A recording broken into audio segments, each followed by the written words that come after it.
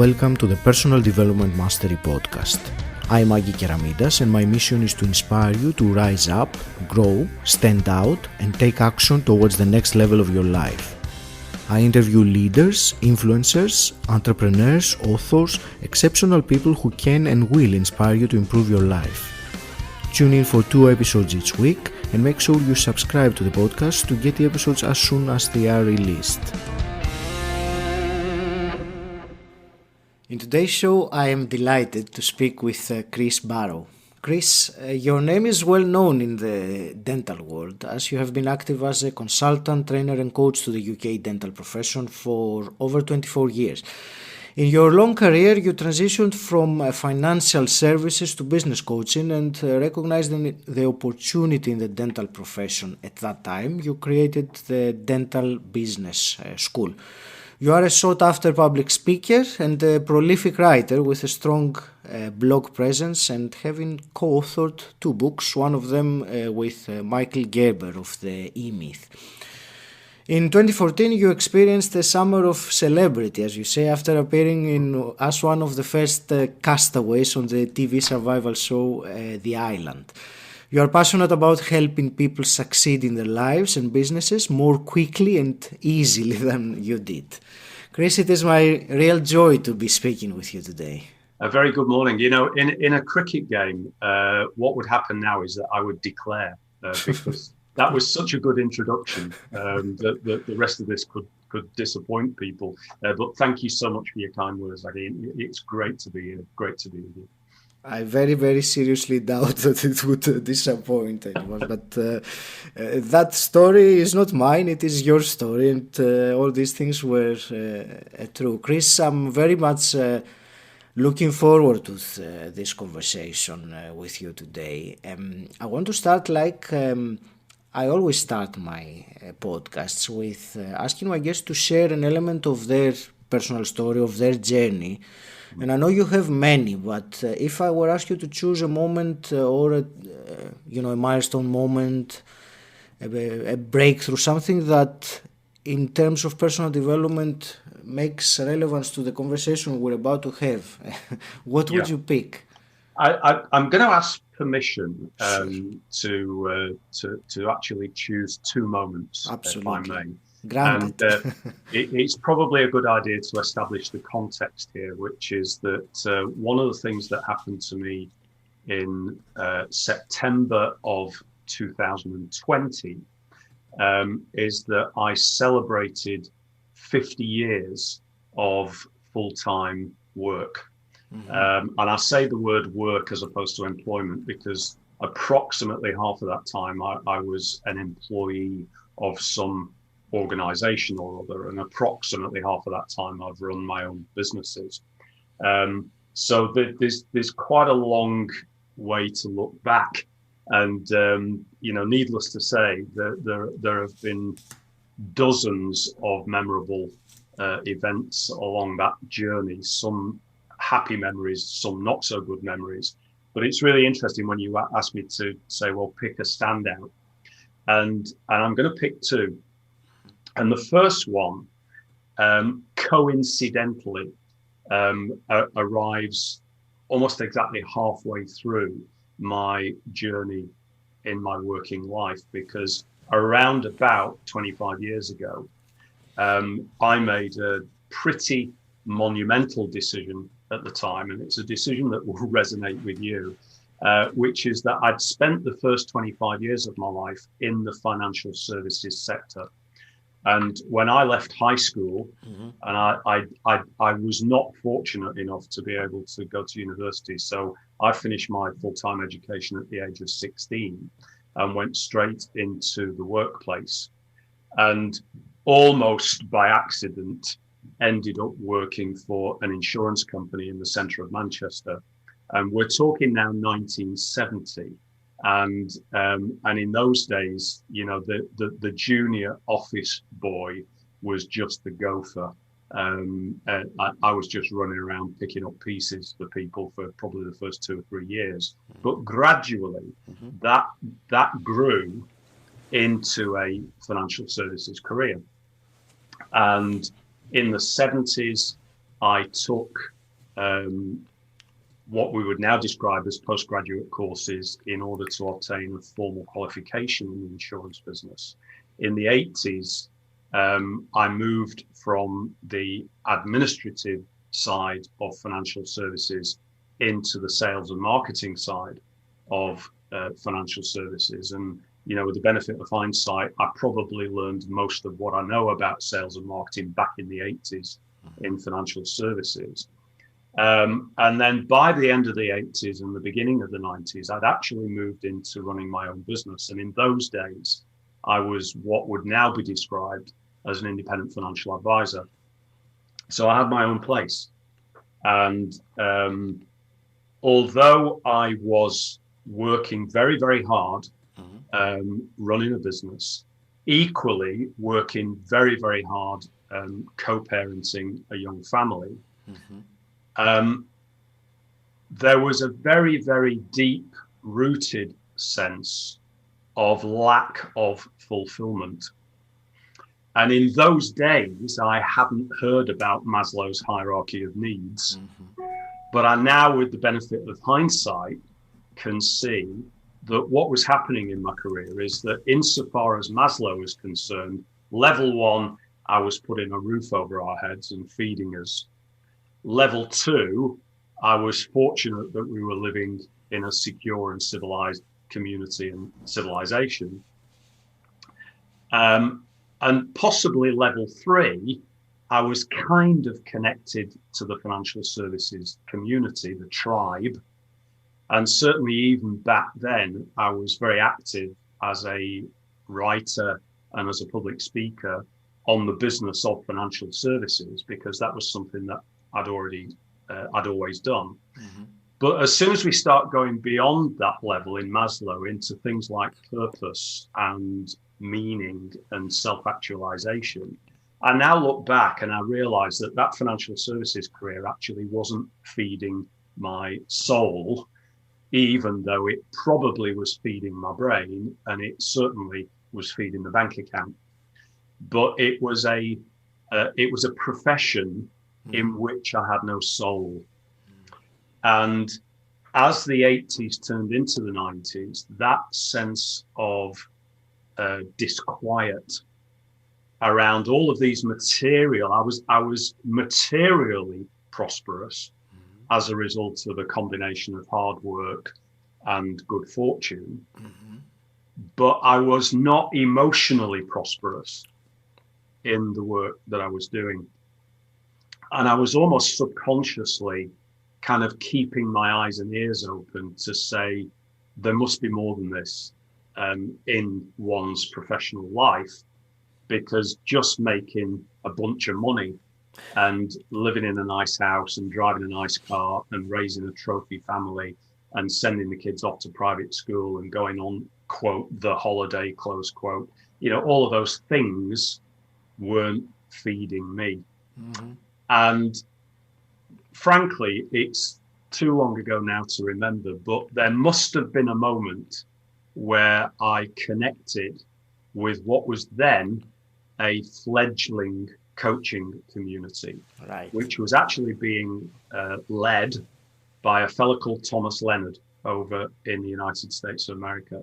And Thomas Leonard was a former chartered accountant who had been through the personal development movement himself in the 70s and the 80s. And for the people with a very, very long memory, Thomas Leonard had been involved with an organization called Landmark in the 70s and the 80s. And some will remember, and I think it may even still be around, but some will remember Landmark and what that was all about. Not really my cup of tea, but Thomas Leonard emerged from that movement with a lot of personal development skills. And he was an innovator, and he created an organization called Coach University, late 80s, early 90s, and started running diploma courses for would-be coaches. And back in the day, can we just make a point that this was before the public had got access to the internet? Yes. And so back in the early 90s, I kind of stumbled across this coaching movement. I stumbled across Coach University. Out of a sense of interest, I enrolled. I became a student of Coach University around about probably 93. And in those days, we would attend group telephone calls because that was all you could do. Yeah. And I would find myself a couple of evenings a week, 7 or 8 o'clock in the evening, living in Manchester in England. And I'd find myself on a group telephone call with a bunch of people primarily across the United States of America. So for some people, it was lunchtime in New York, and for some people, it was early morning in San Francisco and LA. And we were all listening to Thomas and a group of lecturers talking to us about what you would call personal development 101. I see. And I became completely fascinated by this whole process. I already had an interest in the personal development movement because I'd read a bunch of books. I'd read Steve Covey's 7 Habits of Highly Effective People. I'd read some of the Dave Allen stuff on getting things done. I'd read Robert Kiyosaki, Rich Dad, Poor Dad. I'd read Michael Gerber's E-Myth, of course, at that particular point in time as well. So some of this stuff was coming through as literature. And now some of this stuff, I was sitting on calls with these voices, mainly from all over America, a handful of people from Europe.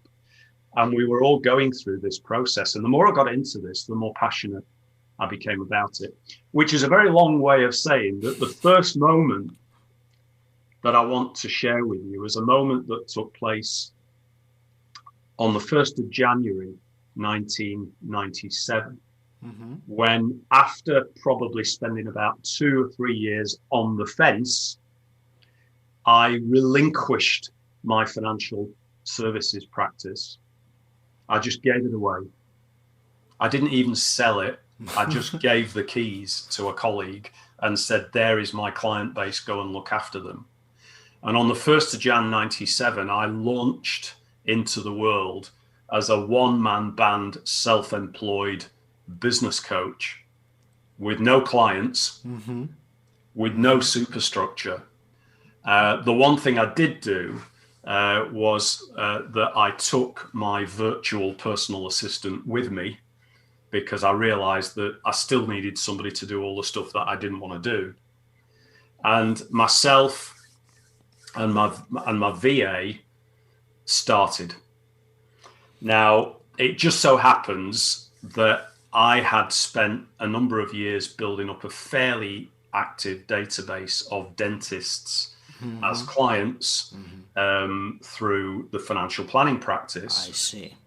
And I had always got along with them. And I think I'd got along with them because there were so many similarities between my small financial services business and their small dental practice. So we were talking the same language. So I made a pretty big decision on the 1st of Jan 97, which is that not only am I going to relinquish a 20-odd year, what was actually technically a 26-year career in financial services and give away the keys, but I was also going to launch, standing start, and the final decision at that moment was the decision that I was going to focus on that dental market because it's one in which I felt comfortable. It's one in which I felt as if I understood the challenges that those people were facing. And I also realized that actually there were enough of them to go round because with 25,000-ish dentists in the UK and around about 10,000 independently owned dental practices, I took a view that there was always going to be enough business for me to stay alive. So moment number one was a half-time complete career transition.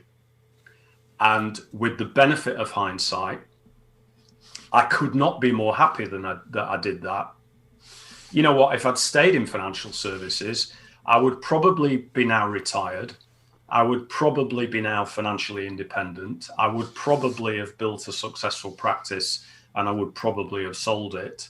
And I might have been even more materially prosperous than I was when I took the decision. But I know in my bones, I know that I wouldn't have been emotionally prosperous, even with the financial security around me. So I'm so glad that I made that decision. And one of the things that I do share with people, and I know we were talking about this before we went live today, Aggie, but I know that one of the things I do share with people is that it is okay to have a career transition. And in fact, we're now in a very interesting situation where I am the proud co-parent of 5 adult children who are all millennials. And it's been really, really interesting to watch their progress. And of the 5, there is one of them who I believe will stay in the same career for the whole of his working life, because that's the way he's wired. But there's the other 4 of them, I can see them making multiple career transitions as they go through. Now, you know, I'm claiming, my claim to fame is 1 career transition in 50 years. And I've got a sneaking suspicion that my millennial children and their peers will do that kind of thing much more often. And actually, we've developed a society now where it's okay to do that. And the idea of being with one organization for 80 years and 10, and then getting a gold watch and a letter from the boss, that's gone. It's just not going to happen anymore. And we've moved on and we've moved past that. It is. So that's number 1. Yeah. Number 2, there is a second moment. And that second moment happened in 2013. So that's a little bit closer to the present day. And it was the realization, finally, at the age of 60 in 2013, it was the realization that I am a freelancer. How do you mean that? That I am a lone ranger. Okay. That I am at my happiest when I am a one-man band running my own business with a minimal support team. I have 2 full-time support team members now who keep me going, but no business partners, no associate coaches, no other structure in the organization, just me. And it begs the question, why did it take me until age 60 to figure that one out? And I think the answer to that question, it can be best demonstrated by a Native American expression that wisdom enters through the wound. And unfortunately, over my 50 years of work, I have been involved, first of all, in a number of business partnerships. And secondly, I've also been involved in a number of what we would describe as corporates, whether they've been financial services corporates or whether they've been dental corporates. And there are 2 things that I've realized about partnerships and corporations. The first thing I've realized is that every single time I've been involved at that level, I've ended up broke and miserable. And the second thing I've realized is that the only common denominator between all of those various ventures was me. And so there was a moment of truth for me in 2013 when the last business partnership that I will ever be involved in came to an unpleasant conclusion again. And that was the moment where it was time to look in the mirror and say, no matter what aspirations you might have for material prosperity through getting involved in a partnership or a corporation, material prosperity through leverage, the reality is that every time you try to chase that rainbow, you end up broke and miserable. And in fact, what happens is that your emotional prosperity again goes out of the window. So the big, and I would possibly argue that decision in 2013 was potentially more important than the decision back in 1997 to transition from one career to another, because accepting the life of the freelancer and accepting the material limitations of the life of the freelancer. I'm never going to have a business that I can sell to somebody else because the business is Chris Barrow. And if, to coin a phrase, when Elvis leaves the building, the show's over. So there's never going to be a for sale sign up outside Extreme Business. Mm-hmm.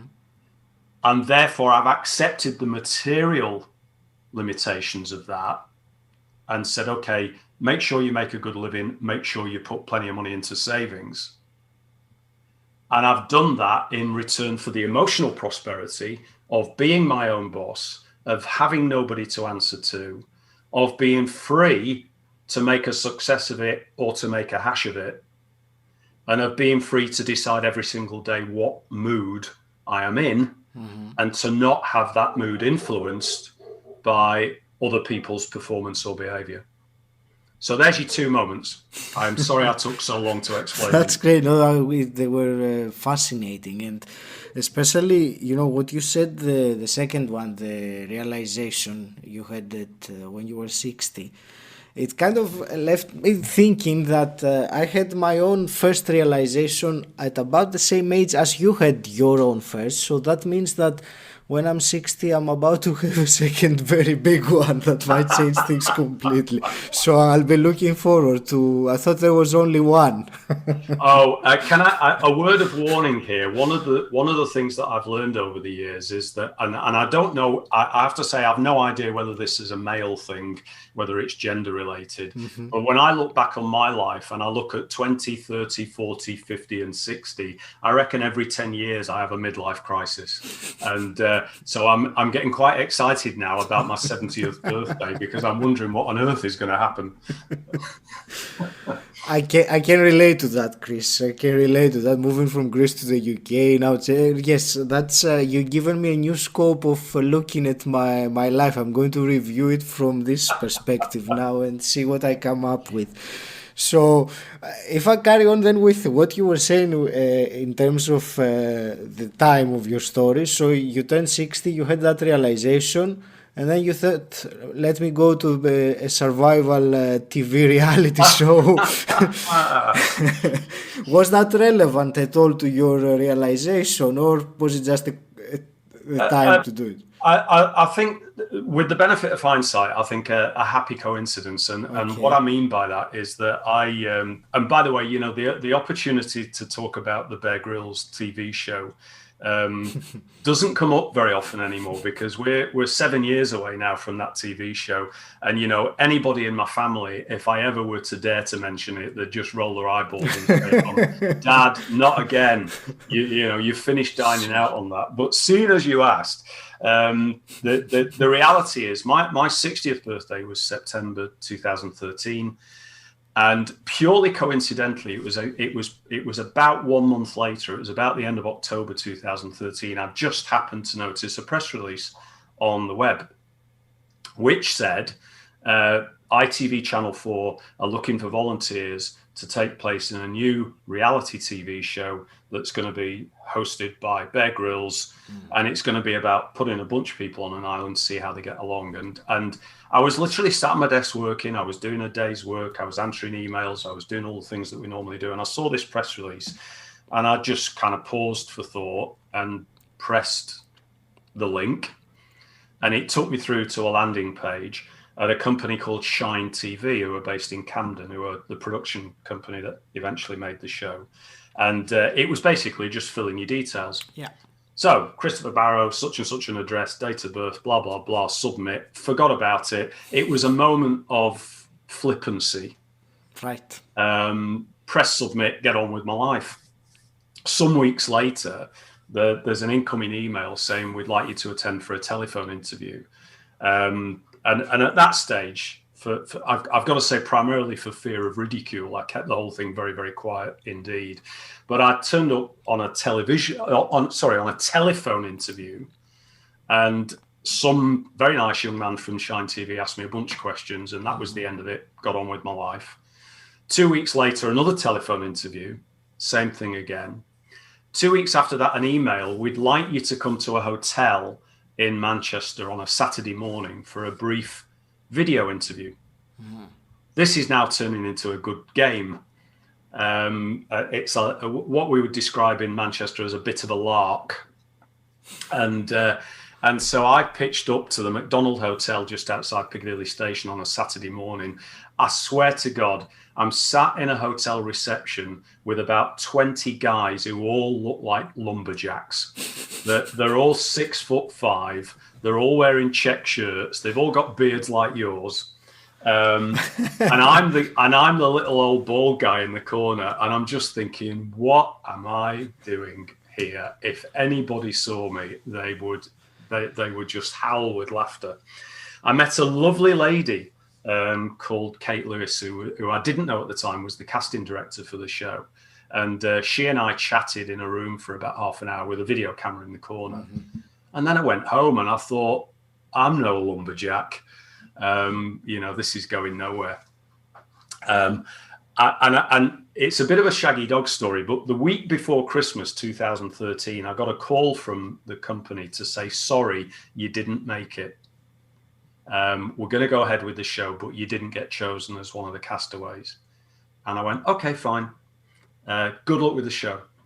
And went home, had Christmas and New Year. 6th of January 2014, my mobile phone rings and it's Shine TV saying, we've changed our minds, we'd like to take you. It wasn't somebody dropped out. They just, for some reason over Christmas, they'd had a rethink. And there I was. This was the 6th of January. And they said, can you be ready to leave on the 28th of January? Right. And I went, yeah. And, what happened next is a matter of history. Mm-hmm. But it's very, very serendipitous that happened at a time at one of these crossroads, because I had done this crossroad thing about you're a freelancer, you need to get used to it. Mm-hmm. And then almost within 3 or 4 months, I found myself flying off to Panama City, sitting on a boat for 3 hours, and then being thrown into a mangrove swamp with 12 other guys, and see you in a month. And of course, needless to say, that survival experience was obviously one of the top 3 or 4 events that have taken place in my life from an experiential point of view. Mm-hmm. I learned a lot about leadership. I learned a lot about teamwork. But most of all, I learned a lot about me and about resilience and about patience, mm-hmm. and about counting your blessings. That was, I was reading a blog that you wrote about the biggest lessons you've had from your,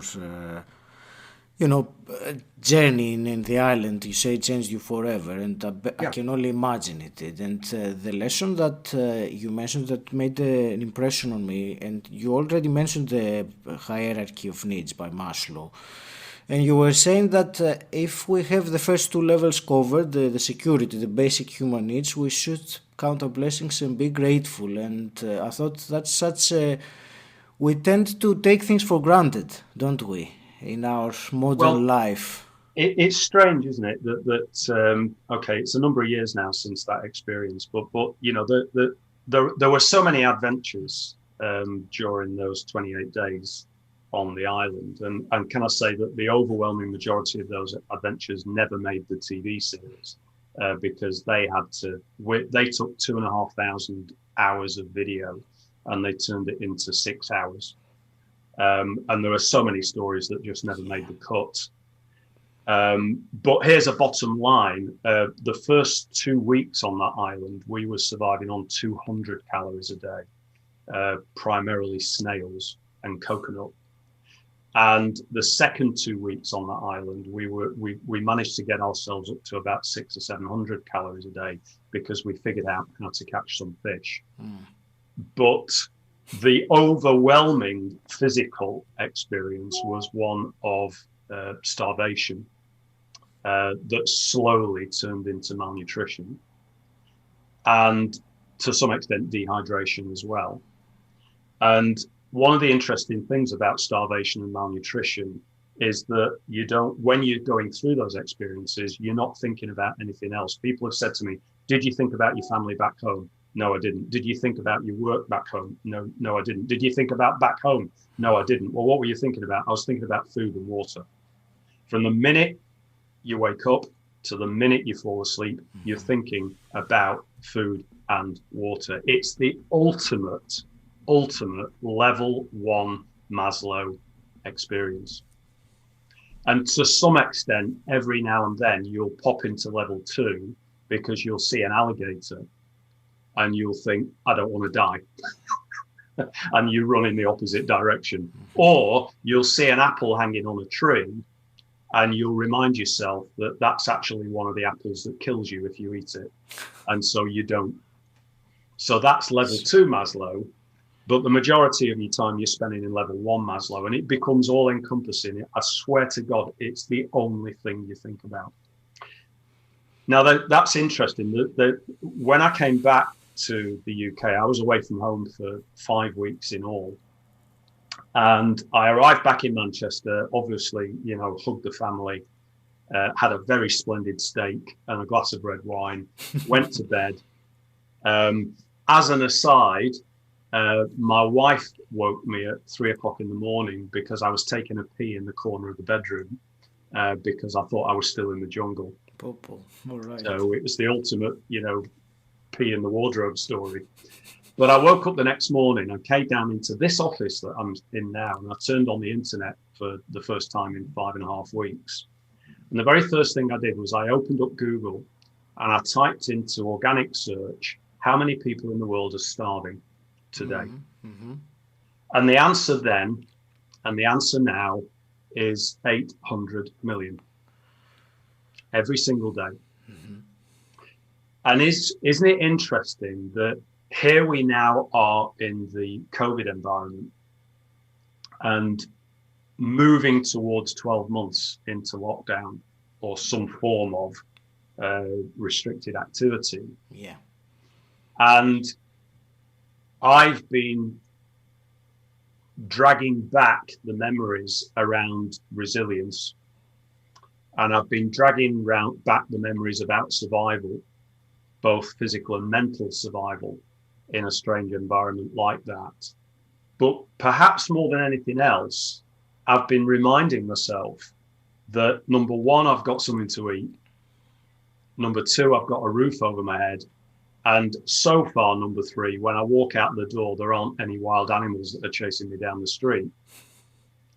And I do count my blessings as a result of that. And I don't want to discount in any way whatsoever the seriousness of COVID-19 or the seriousness of the economic fallout from COVID-19 and the way that that's affected certain sectors of industry.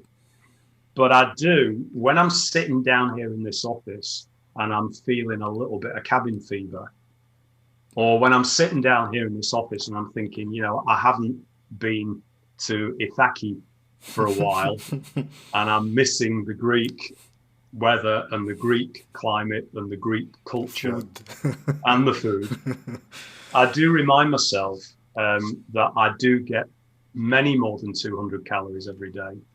And I do remind myself that COVID or no COVID, 800 million people woke up this morning with nothing to eat and no prospect of eating.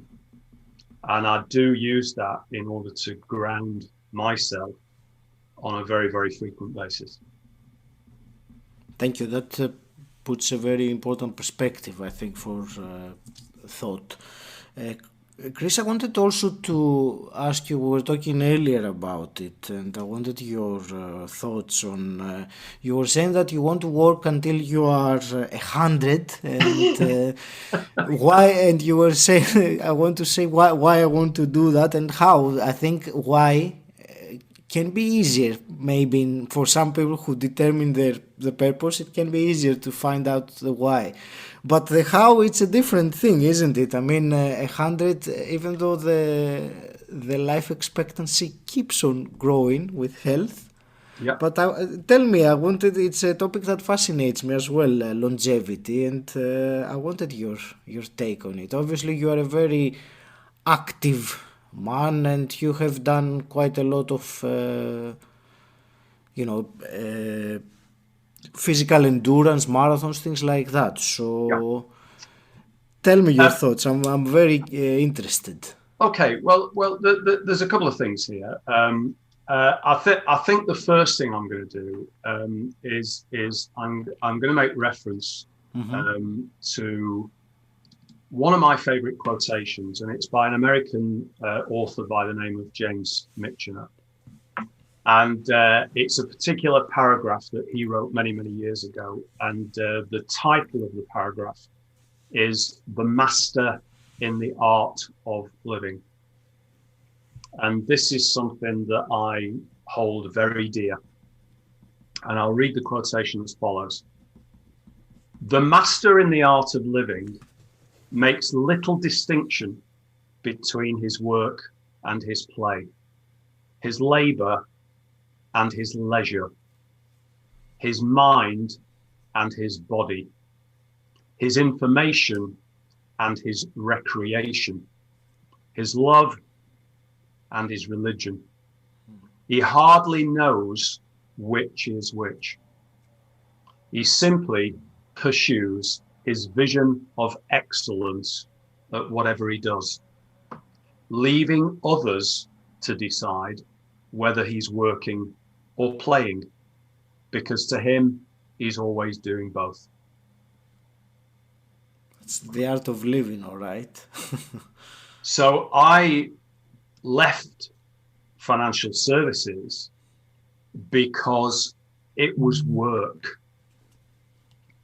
And I've always been I always find the expression work-life balance to be a very interesting expression, because I always thought that the opposite of life was death.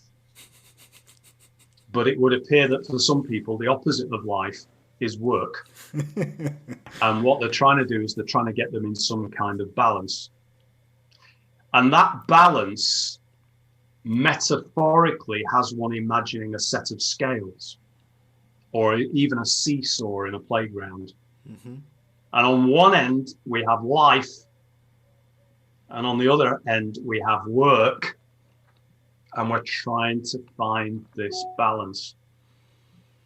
And of course, that can be a difficult balancing act.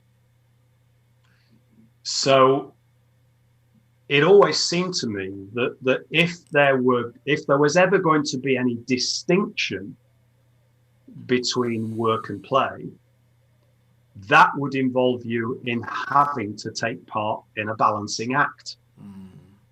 And the word act is very appropriate, because acting is making something up that isn't real. Mm-hmm. So I didn't want my life to be a balancing act. What I wanted my life to be was a continuum, and it's a continuum of enjoyment. It's a continuum of play. I couldn't do that in financial services, but I've been very, very lucky, because what has happened is that I've ended up being able to do that in business coaching and personal development coaching for dentists. And it's interesting that I see I've made reference to my kids, and I see some of my kids doing that. I see some of my kids not having to balance, because what they're doing is a continuum of play. I have a son who gave up a career in digital advertising. Mm-hmm. He literally walked out of a city centre office at 5 o'clock on a Friday night and left his keys on the table. And he started in his early 30s. He started up a dog walking business. And he works for himself. He's got nobody else there, but he walks dogs 3 times a day. And he's the happiest man I know. And his material prosperity is quite limited. Don't get me wrong, he has a nice life, but it's a limited material prosperity. But his emotional prosperity is through the roof.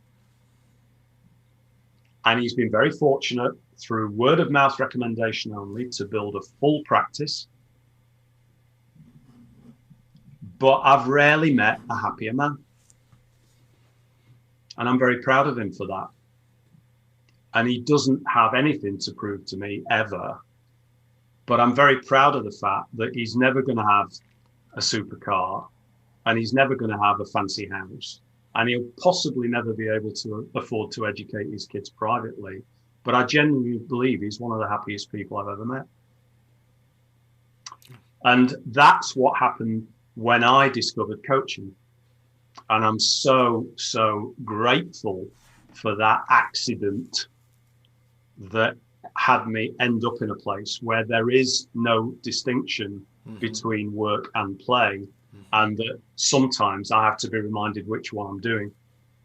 So it's rather misleading in a way, and I know I'm responsible for this because I actually typed an email that said why I want to work until I'm 100 and how I intend to do that.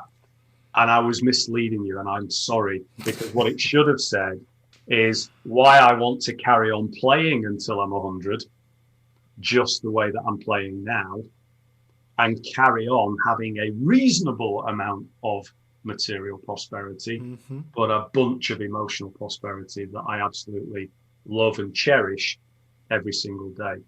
Now, will I live to the 9th of September 2053 and then exit this mortal coil like Captain Sir Tom? Who knows? Okay, who knows? I do work reasonably hard on a particular mnemonic that I share with my clients all the time, which is SNEF, SNEF. SNEF. And that is, S is for sleep, N is for nutrition, E is for exercise, F is for fun. And when lockdown first happened, when Boris in this country stood up on the 23rd of March and said, stay at home, and when we all just sat there for 3 months thinking, WTF, I've got to tell you, I was the same as everybody else. My initial reaction to that was something that I used to call the 3 Bs. And the 3 Bs were biscuits, booze, and box sets. And there was a period of some weeks where my life was a continuum of biscuits, booze, and box sets, because that was how I chose to get through the early part of lockdown. And unfortunately, quickly realizing, I've been very active all of my life. I'm a marathon runner. I'm a long distance cyclist. I don't do triathlons because I hate swimming. But I've always been very active. I've always played sport, 5-a-side football, volleyball, squash. And then all of a sudden, I kind of woke up one morning about 6 weeks into lockdown and thought, what are you doing? How many more Kit Kats can a man eat? And how many more box sets can you watch? How many more nights a week can you sit there with either a glass of wine or a scotch? And so I took myself in hand. And actually, I'll tell you what, when it happened, we were very, very, very lucky that in July 2020, we actually got out to Ithaki for 2 weeks. And it was that trip. And by the way, that was our 12th or 13th trip to that part, to Ithaki, to Vapi. That's outstanding. I didn't know that. Yeah, Okay. we you know, it's a sanctuary for us, and it's a place that we've All been going right. to for I was there many, in many years. 2019, a year Okay, before you. there you go. So you know the island, you know the culture, you know Yes, the people, and it's yes, the second yes. home for us. In Oh, spiritually, it's the second home. aha. So we were incredibly lucky that there was a window that allowed us to fly out to Kefalonia, get the taxi across to Sami, get the ferry from Sami to Piso Atos, spend 2 weeks in Bathi as we always do, meet our friends there, many friends, relax, get some sunshine, play on the water, blah, blah, blah.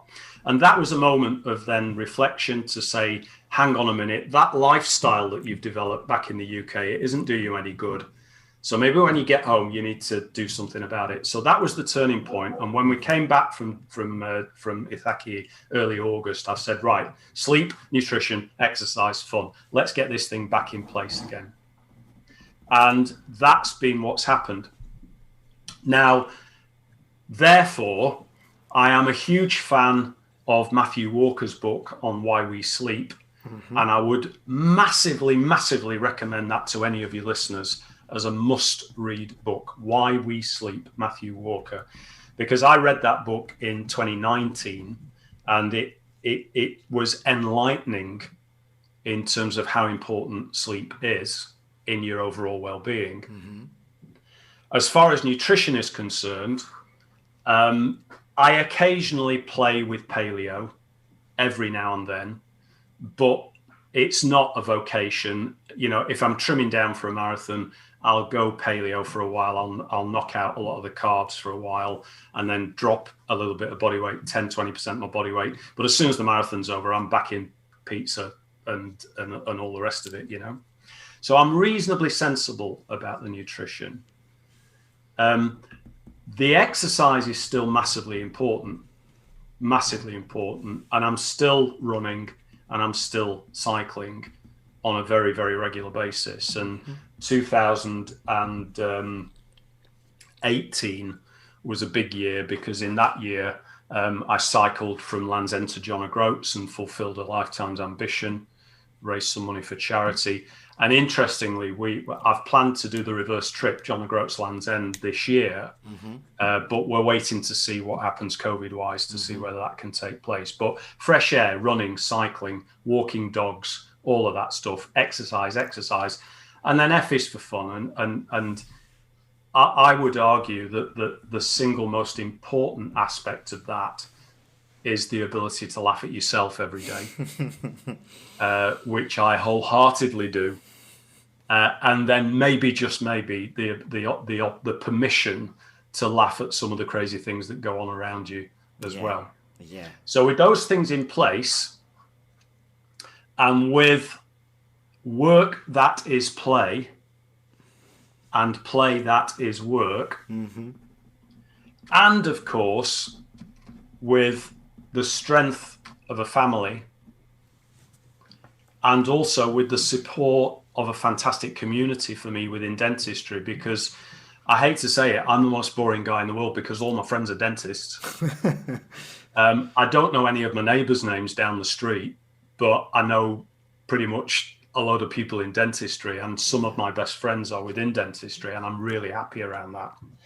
So with that in place, I feel as if I'm spending quite a lot of time self-actualizing, as Maslow would say, and that isn't going to guarantee that I don't get cancer.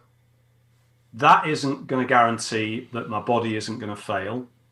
That doesn't guarantee that my mind isn't going to fail. My father died of cancer in his 70s. His father died of cancer in his 70s. So the odds are a little bit out of sync. But what I'm doing is I'm taking a view, which is that if longevity was based on attitude, I'm going to make it. And if my longevity ultimately becomes determined by my physiology, I'll just accept that as and when it happens. But if somebody gave you, a kind of a weighting device and said 9 points for attitude and 1 point for fitness, I think I'm going to get through on the 9 points. The attitude is, or the emotional state, or wherever you want to call it, it's certainly what is the most important factor in out of everything else in Yeah. our health. And here's an interesting thing. I'll just quickly share this with you, Yeah. which is that January 2021, I actually had quite a tough month. For reasons that I'm still not entirely clear of. Maybe it's just the fact that, January can sometimes be difficult because it's the start of a new year. The weather is lousy. The days are dark. A lot of people complain about the Tell me January about blues. We get Blue Monday Yeah. and so on. And I have to say, January was a challenge. Mm-hmm. And I decided that I needed to do something about this. And so one of the things that I did was that I wrote a February manifesto just for February 2021. And I have it printed and it's posted on the wall next to my desk here in the office. And I made myself a commitment, which will become evident because I'm going to share that February manifesto with you. And it's got 5 points. Let me read them to you. Point number 1, there are 28 days in February 2021. And I'm going to read this manifesto out loud to myself at the beginning of every day. 2, I am not going to complain about lockdown 3, about the economy, about other people's performance and behavior, or about my own life. Point 3, I'm going to become the beacon of light and will assume the role of leader to all of those around me. Point 4, I'm going to make a list of my 3 most important tasks every day, and I'm going to get them done.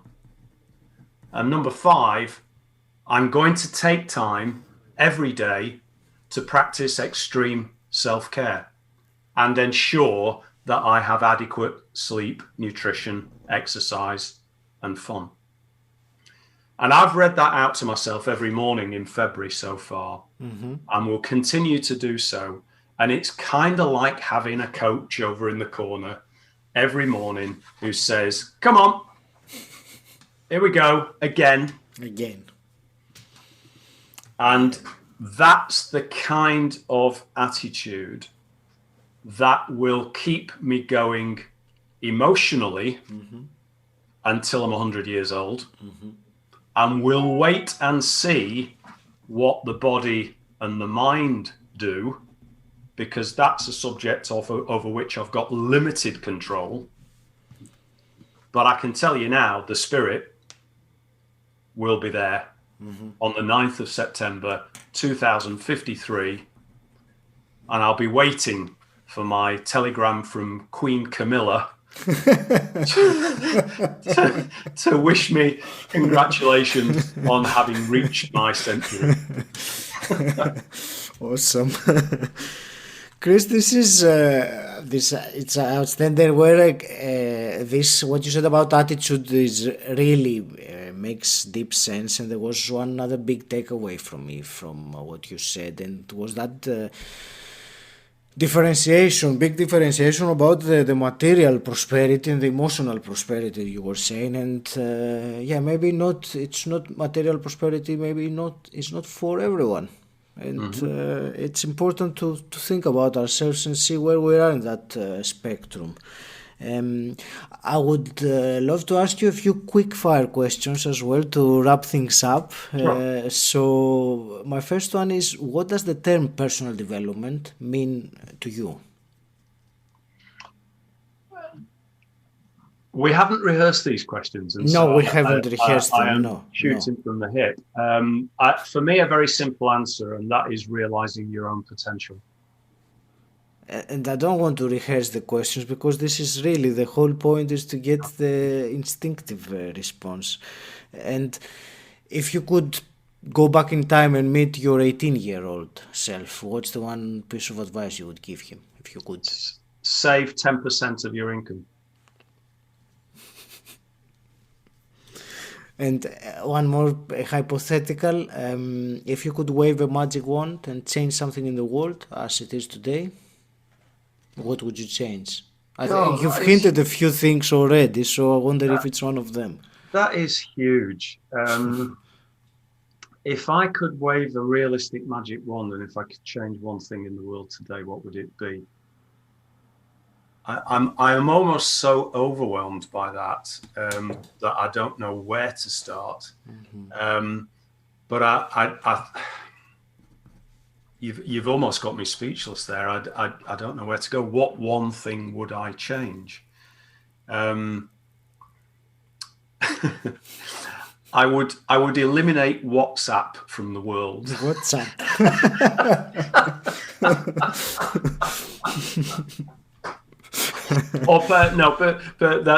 And that's rather flippant because it's a bit unusual. I wasn't expecting. I've never heard that before.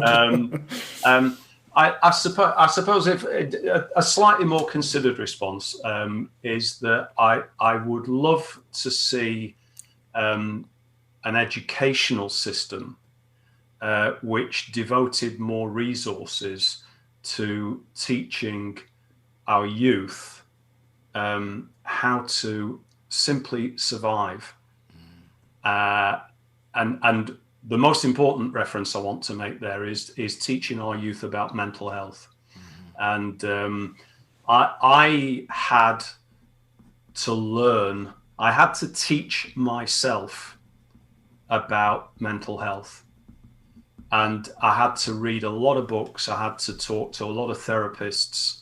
The 90s for me was particularly a difficult decade because it was a decade when I was searching for the real me. And I feel as if I got lucky along the way that I met some very influential people, and I also read some very influential material about, and I'm going to be gender specific here because I read material about understanding mental health for men. Yeah. And I have to pay tribute to the author Terence Real, R-E-A-L, who's written a number of books, but the most famous one, which sits on my bookshelf to this day, is a book called I Don't Want to Talk About It. And it's probably the standard work on male depression. And I can, we were talking earlier on about turning points, and I can remember picking that book up in the 90s in a period in my life where I didn't realize it, but I was depressed. And it helped me hugely to understand that actually depression isn't a weakness. It also helped me to understand that a man who was asking questions about mental health wasn't a weak man. That you didn't have to be a warrior in order to be a whole man. And so I apologize for the long-windedness, but if I could change one thing, I would have some kind of curriculum within the secondary education system that gives teenagers an insight into the issues of mental health and into the issues of mental well-being. There was, before I ask you on how can people find out more and connect with you, there was something that came to mind because of what you were saying, that sometimes I think with people like you, when there is the conversation really starts to go deep, and I think there are here from my notes, we barely touched half of what I was planning to talk about. So sometimes I think of with people like you, I could do a different podcast like Joe Rogan, who goes for 3 or 4 hours and really goes for it. Maybe some other time. But it's thank you very much for this incredible conversation. And there were so many different aspects, and I believe the listener has found already 1 or 2 or 3 different things that they can get value from. So thank you for that. Do you want to share how can people connect with you? Simple enough. The website, coachbarrow.com, COACHBARROW.com. And from there, you can connect to all the stuff I do. I write a blog 5 days a week. I publish a video blog 5 days a week. I write a newsletter once a month. I actually am involved in 2 podcasts as well. And so there's plenty of ways that people can connect with my stuff. That's fantastic. Thank you once again very much for your time, for being here, for sharing your wisdom and your enthusiasm. All the very best from me. Any last parting words? Simply ευχαριστώ. Παρακαλώ. Have a great day. Thank you for listening. If you enjoyed it, please subscribe and rate Personal Development Mastery on Apple Podcasts, and also share this episode with someone who you think will benefit from it. If you want to become part of an exclusive community, gain access to unique content, and at the same time support this podcast, then become my patron. The link is in the show notes, or you can type bit.ly/pdmpat. If you want to know more about what I do and how I can help you, join my Facebook group Personal Development Mastery. Again, the link is in the show notes, or you can simply type bit.ly/pdmgroup. And until next time, stand out, don't fit in,